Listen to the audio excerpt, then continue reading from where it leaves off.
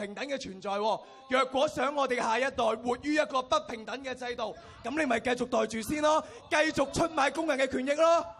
我想問你啊，最近學界嘅代表得幾十票，又話做代表，咁啊又算乜嘢啊？你唔可以用一個公權力嘅制度。點解唔一人一票係選學生代表啊？點解你哋唔尊重啊？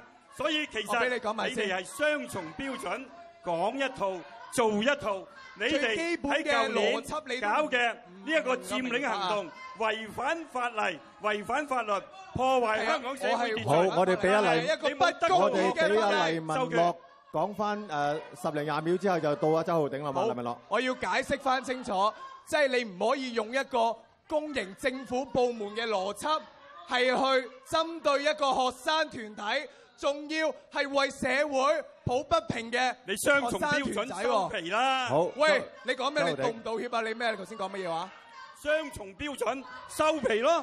道歉咯！喂，你做乜嘢啊？需要道歉，好啱嘅。你就去批評泛民，有陣時候用一啲粗俗嘅語言，但係自己就用緊粗俗嘅語言，你先係雙重標準。呢一個係俚語。好啦，嗱，你剛才講嗰個説話究竟有冇問題？我要考慮下先，我都好少遇到呢。